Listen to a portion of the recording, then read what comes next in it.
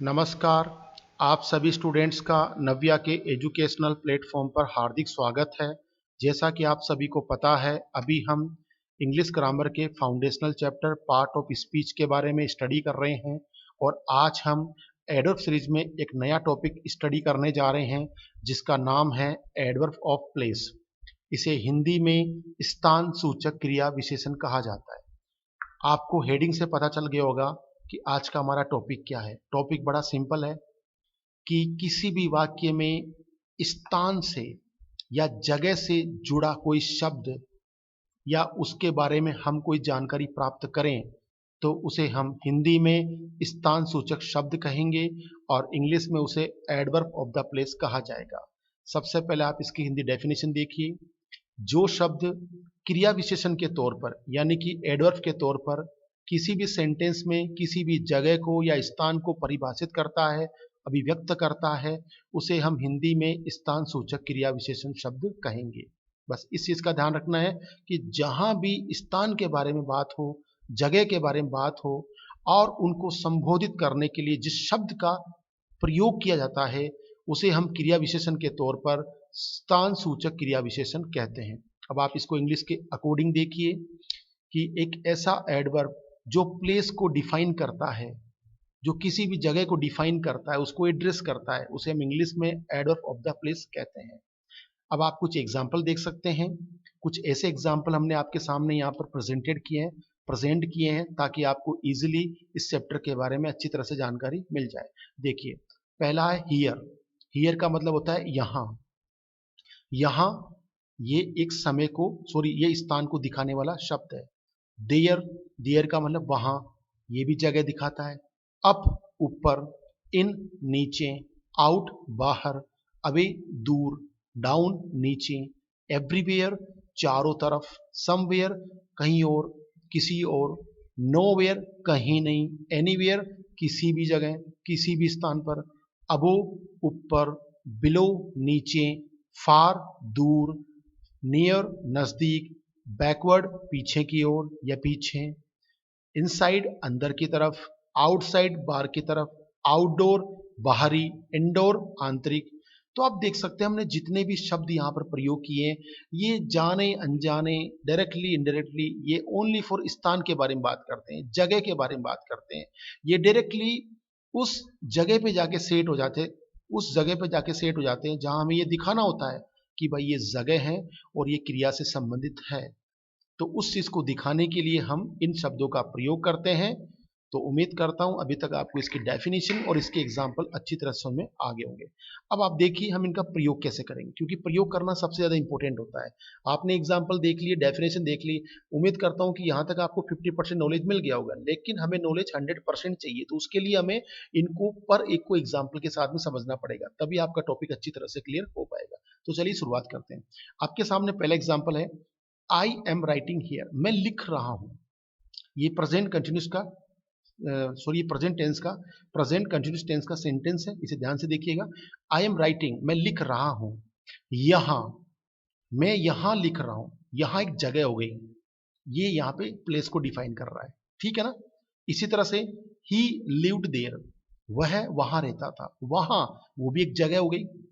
इसी तरह से ही वेंट आउट, वह बाहर गया, अंदर गया, बाहर गया, अंदर जाना या बाहर जाना।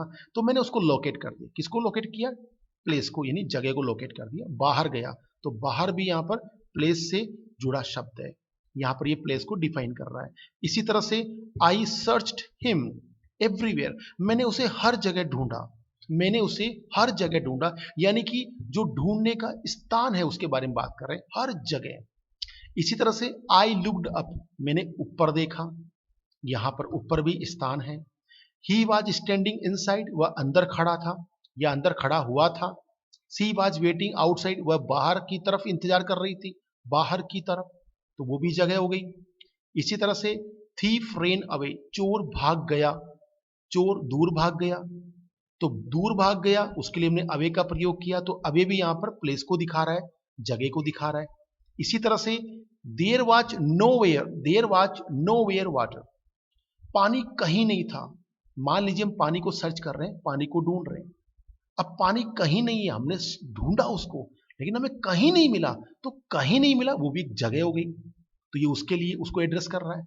इसी तरह से आई वॉज प्लेइंग द गेम, मैं गेम खेल रहा था, नियर द स्कूल, स्कूल के पास में।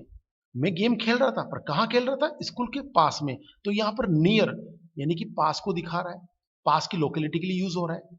तो उम्मीद करता हूं कि हमने जितने भी वर्ड यहाँ पे यूज किए हैं, जिनको हमने यहाँ पे हाईलाइट्स किया है, ये सारे के सारे word as a adverb of the place यहाँ पर यूज किए गए। ये सारे के सारे शब्द यहाँ पे स्थान को अभिव्यक्त कर रहे हैं, उसको परिभाषित कर रहे हैं, उसके लिए प्रयोग किए जा रहे हैं।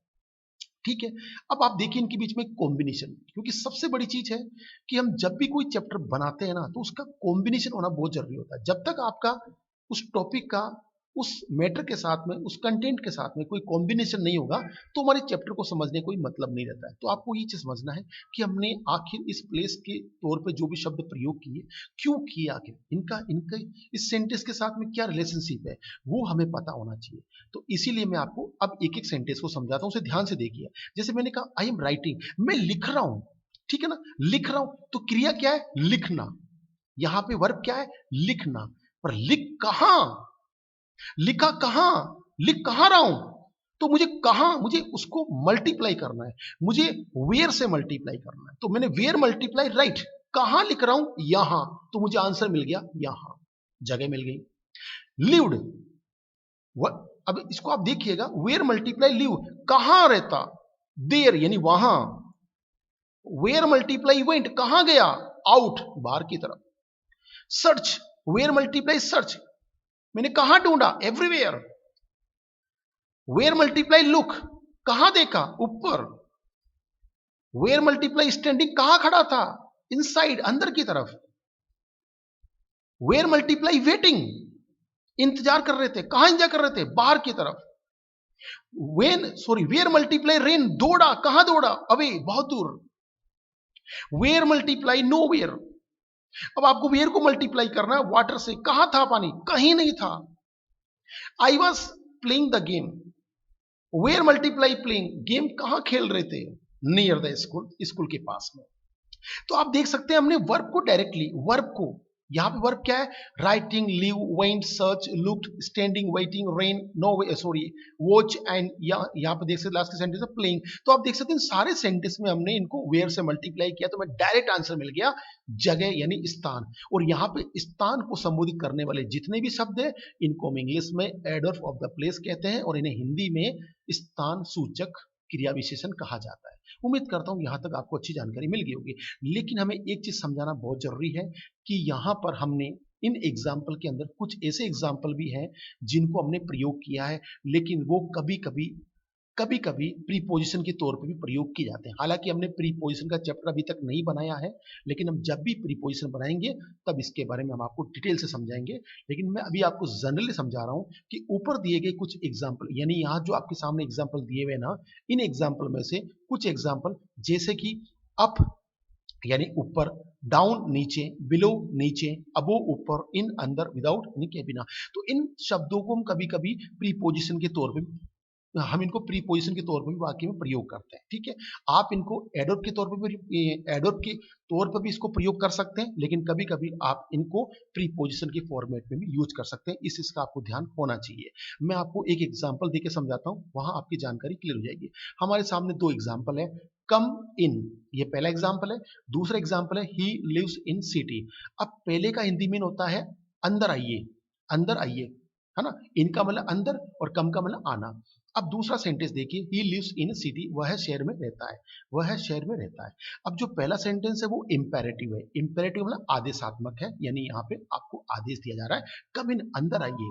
अब दूसरे सेंटेंस में देखिए, वह शहर में रहता है, ये अफर्मेटिव सेंटेंस है, पॉजिटिव सेंटेंस है, यहाँ किसी प्रकार का ऑर्डर नहीं दिया जा रहा है। लेकिन आपको दो चीज समझना है, यहाँ पे भी इनका प्रयोग हुआ, यहाँ पर भी इनका प्रयोग हुआ है, हमने दोनों जगह इनका प्रयोग किया दोनों सेंटेंस में। लेकिन दोनों में डिफरेंस क्या है कि जो इस सेंटेंस में इन आया ना, ये एडवर्ब के तौर पर आया है, और इस सेंटेंस में जो इन आया वो प्रीपोजिशन के तौर पर आया। अब आपके मन में क्वेश्चन चल रहा होगा, सर ऐसा क्यों, इस इन में और इस इन में क्या फर्क है कि ये तो प्रीपोजिशन है और ये एडवर्ब है। तो इन दोनों के बीच में एक मेजर डिफरेंस है, वो मैं आपको समझाता हूं। मैं शुरू से एक ही चीज समझा रहा हूं कि हम जब भी कोई टॉपिक बनाते हैं उस टॉपिक का उस कंटेंट के साथ में एक बहुत बड़ा रिलेशनशिप होता है। हमारा टॉपिक क्या था, स्थान। स्थान का मतलब जगह। आप देखिए, क्रिया का जगह के साथ में संबंध होना सबसे बड़ी चीज है। क्रिया हुई, क्रिया कहां हुई, उसका डायरेक्ट एक लिंक बनता है। क्रिया हुई पर कहां हुई, जैसे मैंने आपको एग्जांपल दिया था ना, लिखा कहां, यहां, रहा कहां, वहां, गया कहां, बाहर, ढूंढा, चारों तरफ। आप देख रहे हैं क्रिया जहां हुई उस स्थान के बारे में हमने उसको कनेक्ट किया, यानी कि क्रिया का उस स्थान का एक बेहतरीन कॉम्बिनेशन था। आप देखिए, आइए कहां, अंदर, आइए कहां, अंदर, आइए बाहर आइए। आप देख रहे हैं ना, हम डायरेक्टली बात कर रहे हैं, अंदर आइए, अंदर आइए, यानी कि क्रिया का इसके साथ डायरेक्ट लिंक है। अंदर आइए, ये डायरेक्ट ऑब्जेक्ट के तौर पे प्रयोग किया जा रहा है, एज ए ऑब्जेक्ट, ठीक है। लेकिन इस सेंटेंस में ऐसा नहीं हो रहा है। यहां पे क्रिया का इनके साथ में कोई संबंध नहीं है। यहां क्रिया हो रही है, किस स्थान पे हो रही है, नहीं, हम इसके बारे में बात ही नहीं कर रहे हैं। यहां पे इन क्या कर रहा है, क्रिया को और उस जो कर्म है यानी कि जो ऑब्जेक्ट है उन दोनों के बीच में संबंध स्थापित कर रहा है। यहां पर हमने स्थान के पहले इन का प्रयोग किया है, जबकि यहां पे इन का प्रयोग वर्ब के लिए आया है, जबकि यहां पे इन ऑब्जेक्ट के तौर पर आया है। तो इसीलिए ये प्रीपोजिशन है और इसलिए यहां पे एडवर्ब है। तो उम्मीद करता हूं आपको आज का टॉपिक अच्छी तरह समझ में आ गया होगा। अगर ये अच्छी तरह समझ में आया हो तो प्लीज हमारे आज के चैनल को, सॉरी आज के हमारे सब्जेक्ट को, हमारे टॉपिक को, हमारे कंटेंट को और स्पेशली आज के हमारे लेसन को लाइक करें, शेयर करें। आप सभी का बहुत बहुत धन्यवाद। Thank you so much.